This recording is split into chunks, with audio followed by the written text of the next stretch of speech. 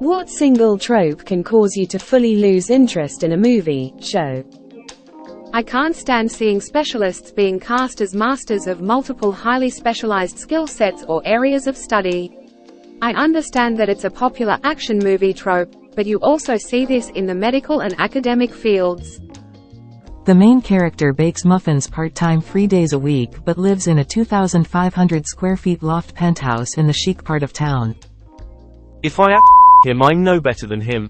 Motherfucker, you just smoked 19 of his henchmen and put 5 more in a wheelchair for life. End his.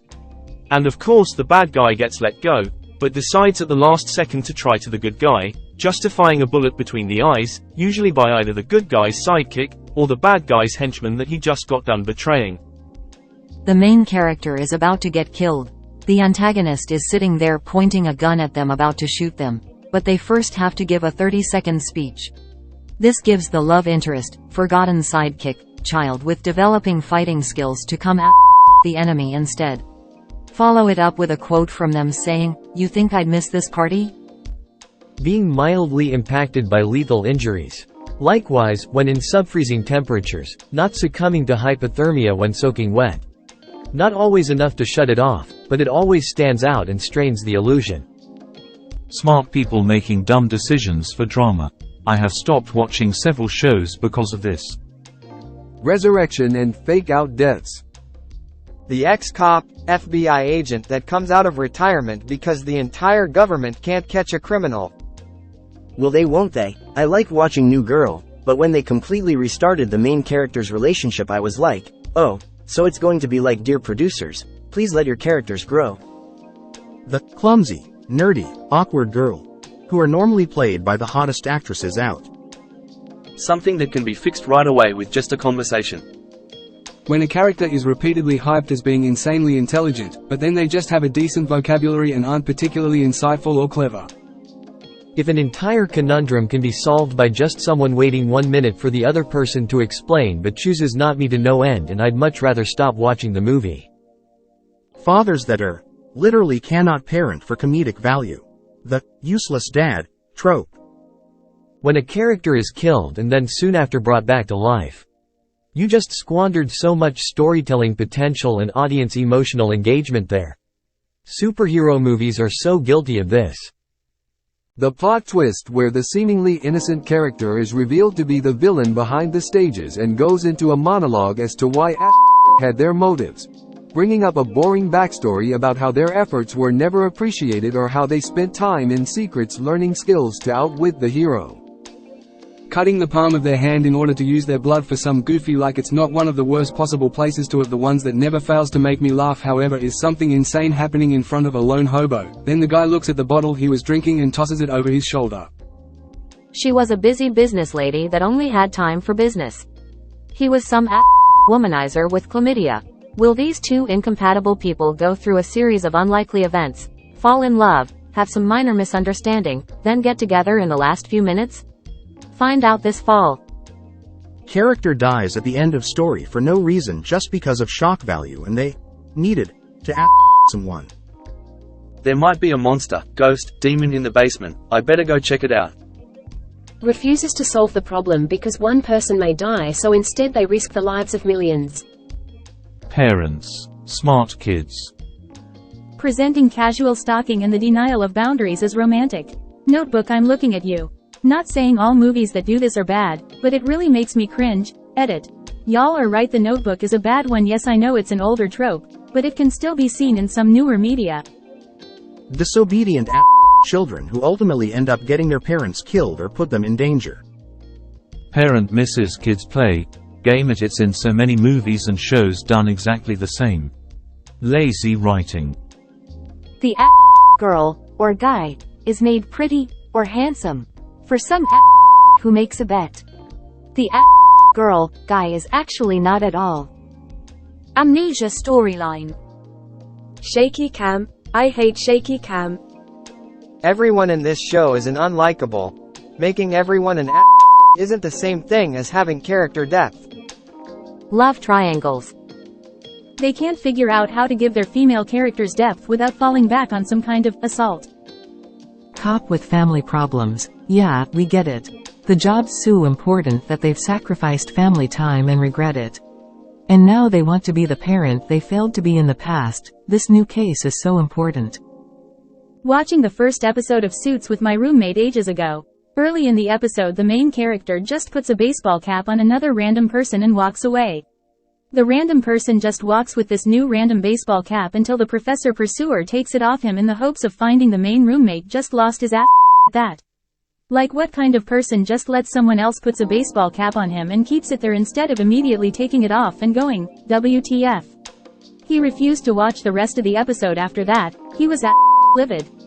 I wish I took his warning because that show really was bad and I should have not bothered watching it after that too. Bad geography throws me every time. Like when a movie says it's happening in some specific city, but the skyline is clearly a different city, even when the location has no particular relevance to the plot. Like, okay, why say your characters live in New York when they're clearly in Vancouver? Why not just say Vancouver or not say the name of the city at all? Also stuff like in Captain America Civil War where there's a bombing in Vienna and the authorities catch up with him in Bucharest and is pursued by German police. What? Why would Romania allow a bunch of German police to operate in their borders? And why would German police be the ones pursuing him for a terrorist act in Austria? Bucky gets apprehended and brought to Germany, where he's imprisoned by Americans. Why? Chosen 1, Stories. All the men are diverse in age and attractiveness, and the 2 to 3 total women are 20-something bombshells. What if we used 100%, and literally anything suggesting multiple personality disorder? The teenager that talks to their parents because teenagers are moody. I didn't know anyone like that growing up. Abuse of men getting downplayed as a joke. I couldn't watch NCIS because of this. Abby is sweet, kooky, unconventional, hip. She doesn't get in trouble for dressing outside in the US Navy. She's also young, sexy and a weapons expert. And a DNA expert. And a pharmaceutical expert. And a, insert any specialized forensic white coat test, expert. And a lab tech. Edit. Multiple people have decided the important part of this comment is that Abby is not actually in the Navy and isn't actually that young. I promise I have been made fully aware. I'm still a bit surprised that the Navy doesn't have a stricter dress code for its civilian affiliates, subcontractors, but readily admit that I wouldn't be the one to know. Either way, I feel that her character is still an excellent example of the parent comment. She's just a small-town girl artist trying to make it in the Big Apple, working at the local coffee shop. Pan to her in a Manhattan 2000 SQFT loft. Hate this trope. Also temporarily knocking out bad guy's super op henchman and not finishing him off while you can. Bonus points if the op henchman finally dies in the last episode sequence but takes one of the hero's friends to do so. Seriously, don't want to him. Shoot both his kneecaps off and his hands. Yeah, you didn't him and now he'll actually be out of the fight for a meaningful time. One of the reasons Alien and The Thing are such great movies. The people aren't idiots and are still dying. It makes the horror so much better emo.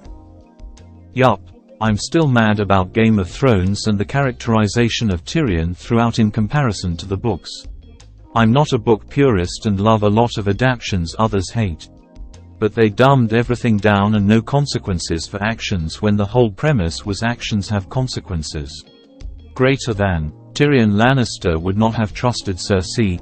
Even if she loved her children, he hated her and wanted to hurt the first chance he got, just like he did with dead old dad, less than. Don't watch Supernatural. And is it for free rather than as a highly paid consultant? Bro, but she has glasses. Takes off glasses, asterisk, unties ponytail, asterisk. I am literally watching Batman and Robin, which is littered with tropes. Uma playing the kooky plant nerd was pretty funny considering how hot she looks as Poison Ivy. If you would please asterisk just listen for one. No. I'm done listening to you. Tell it to someone WHO cares. Also, there's no time to explain. Cut to them 10 minutes away having still not had the 2-minute conversation that they needed to have to make this get resolved immediately. A lot of older Ben Stiller and Vince Vaughn comedies are like this. If they just took 2 seconds to communicate or not lie about something really their partner will understand, there would be zero conflict. The issue at the end of the second act of every single rom-com is basically poor communication. Which, to be fair, is the downfall of most relationships anyway. My BF and I have a game called, That Could Have Been a Text. Seeing someone say one sentence to someone else after a 15-minute, convoluted journey over to the other person for no reason and doesn't drive the plot makes me unreasonably angry. The on-screen intelligence, reasoning ability of the characters is roughly limited to the intelligence of the writer. If the writer can't come up with good logic, then stuff has to be figured out off-screen or in, eureka, moments with hand-wavy explanations.